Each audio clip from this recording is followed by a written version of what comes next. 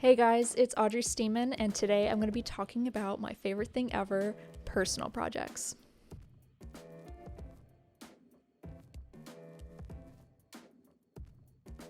Now, personal projects are the best thing, and sometimes they can be the worst thing ever.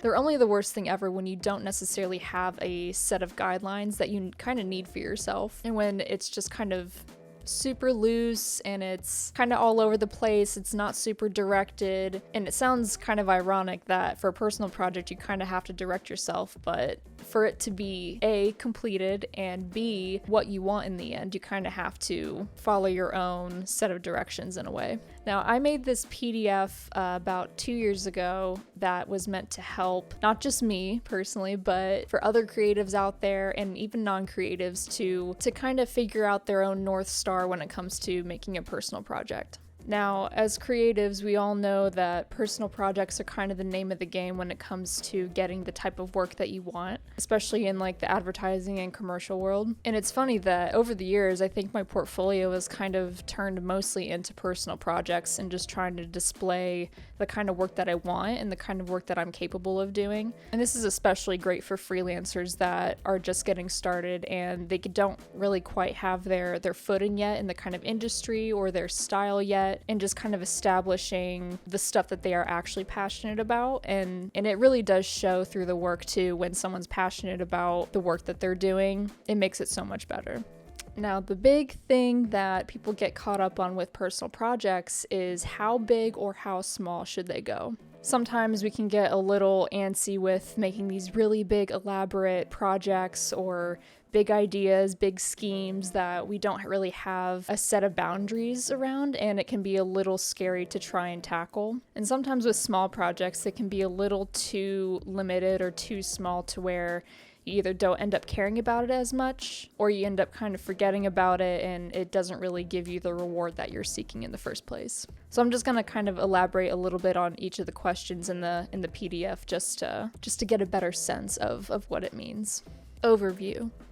Now, the first one's kind of self-explanatory. It's just an overview. If you're able to summarize in a couple of sentences or even just phrases, bullet points, or whatever, what the project is and what it's about. And this can kind of encapsulate what skills you're trying to tap into or a certain medium. For example, a personal project I have going on right now called An Ode to Odds is essentially a motion design project where I've never really typically considered myself a motion designer. I've kind of tried to work up to that as a graphic designer and illustrator. And so I really wanted to challenge myself with that, to taking static design and illustration and putting some motion to it. And it can be about anything and everything, but the only unifying element is the color palette. So that's kind of my personal overview for that project. It's nothing crazy, it's nothing revolutionary, but it's still getting the point across of what I'm trying to do and what it's about, even though it's not really about anything. It's kind of about anything and everything, but mostly nothing.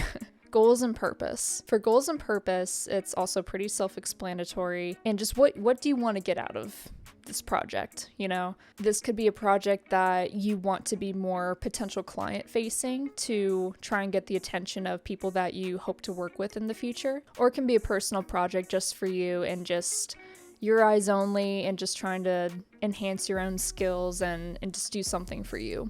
Now, personal projects don't always need to have a end goal of getting money from it or getting clients or this and that. It can purely just be for your own eyes, just something that fills your creative heart and your creative needs, and there are no bounds. Tone.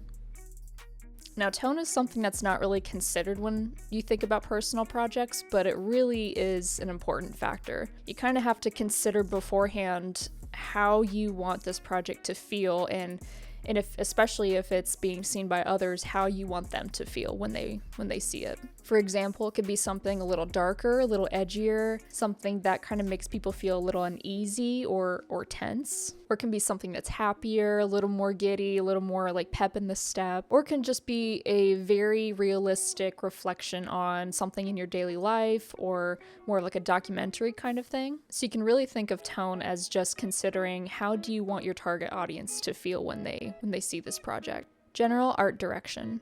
Now, when you think of your art direction, that's kind of more on the visual side of your inspiration.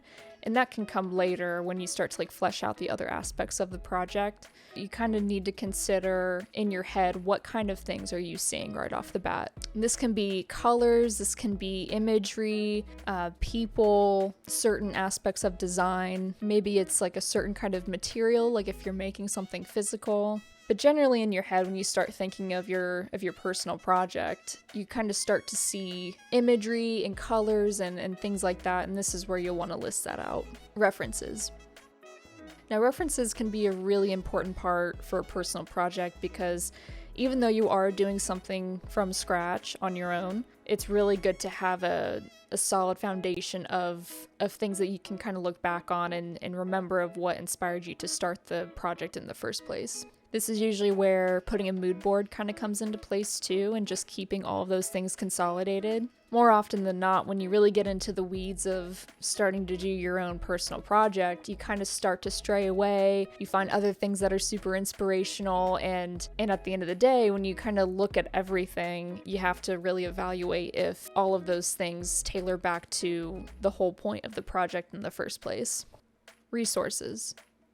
Resources is pretty self-explanatory too. It really is just evaluating what things do you need to get this done. And especially if you're doing a physical project like a book or you're making a table or something like that, having a good game plan of knowing what things you're gonna need to accomplish this. And for something more digital, like for example, the project that I'm working on that's purely just design and motion, I have my references, I have Adobe Creative Suite, I have my sketchbook and Procreate and all that stuff. So this is just good to know, especially if you're doing a much larger scale project, really thinking about the things you're going to need for it.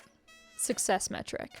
So this is actually my personal favorite part about personal projects, and really kind of taking a step back and getting a little meta with it, where you think about what about this project is going to make me feel successful. Like, what is the metric here? That is it getting a lot of views on YouTube or on Instagram or anything like that? Is it getting a new client? Is it feeling like you really gained a skill? Is it just finishing the project in general? But this is something that you'll definitely want to kind of sit back and think on, and overall it'll really help you understand when you're doing the project if the choices that you make during it are going to ladder back to this success metric.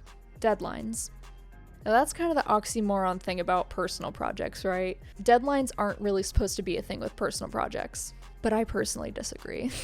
I think overall there should be a general timeline, at least, to when you should finish your project. There's the old adage that says it's better to be done than perfect. So whether it's a couple weeks from now or in a year or 2 years or whatever, having some kind of timeline for yourself to like think through the choices and think through the milestones that you can create for yourself to finish the project is super important. And this especially helps when you're working in the commercial world and everything is about deadlines. So kind of training yourself too in a way to get used to hitting your own deadlines and your own milestones and completing something that you set out to do. Goals matter, milestones matter, deadlines kind of matter, but overall, finishing something that you set out to do is probably the best reward you can get.